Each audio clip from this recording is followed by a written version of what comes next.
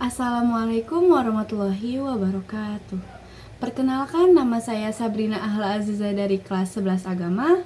Saya ingin membuat video pengayaan ilmu hadis dengan tema hadis maudhu. Apa sih hadis maudhu itu? Hadis maudhu secara bahasa, maudhu diambil dari kata wada yada'u yang berarti al-ittira dan al-ikhtilaf atau mengada-ngada ataupun membuat-buat. Sedangkan secara istilah, hadis maudhu adalah perkataan bohong yang dibuat dan direkayasa kemudian disandarkan kepada Rasulullah SAW. Jadi, hadis maudhu adalah hadis yang penyebab cacatnya karena berdusta dengan mengatasnamakan Rasulullah SAW. Sebelumnya, saya ingin menjelaskan munculnya hadis maudhu. Munculnya hadis maudhu atau palsu adalah berawal dari peristiwa terbunuhnya Utsman bin Affan yang berdampak terjadi instabilitas politik antara kedua golongan, yakni Ali bin Abi Thalib yang didukung penuh oleh masyarakat Hijaz dan Irak, serta Muawiyah yang didukung oleh masyarakat Mesir dan Syam. Ketegangan antara kedua kelompok tersebut berujung dengan terjadinya perang Siffin yang berujung pada peristiwa arbitrase atau tahkim. Kesepakatan dilaksanakannya tahkim sendiri telah menimbulkan perpecahan dalam kelompok Islam. Mulai munculnya Khawarij, Syiah, dan golongan pro-Muawiyah.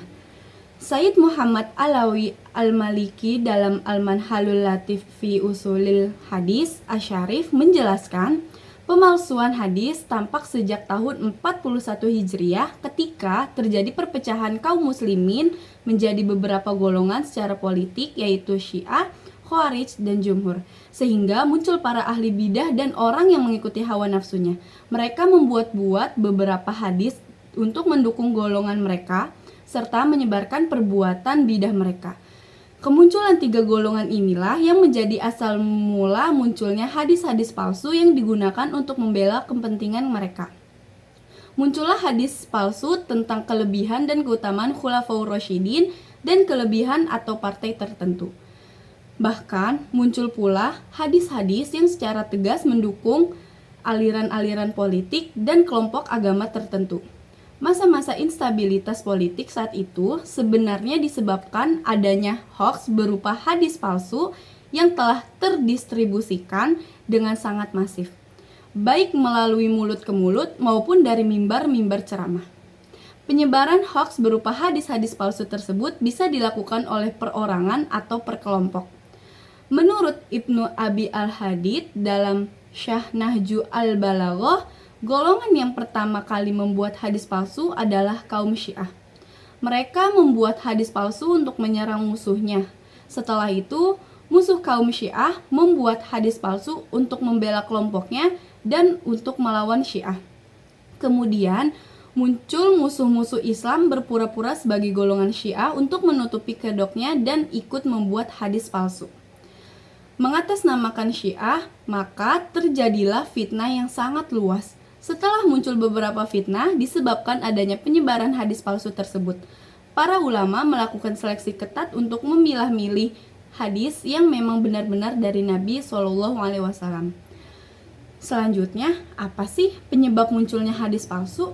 Penyebab munculnya hadis palsu yang pertama adalah membela pendapat kelompok tertentu, yang kedua untuk merusak Islam dari dalam, yang ketiga untuk mendekati penguasa, yang keempat untuk mencari harta, yang kelima untuk mencari popularitas, dan yang keenam untuk memotivasi ibadah. Selanjutnya, adapun contoh hadis maudhu yaitu yang pertama, hadis yang dibuat oleh golongan Syiah, yang kedua hadis yang dibuat oleh golongan pendukung Muawiyah. Dan bagaimana sih cara menghindari hadis maudhu? Yang pertama, menetapkan sanad. Yang kedua, berkembangnya keilmuan di bidang hadis. Yang ketiga, membentengi hadis dari kebohongan. Yang keempat, menjelaskan sifat-sifat rawi. Dan yang kelima, membuat kaidah untuk mengetahui hadis maudhu.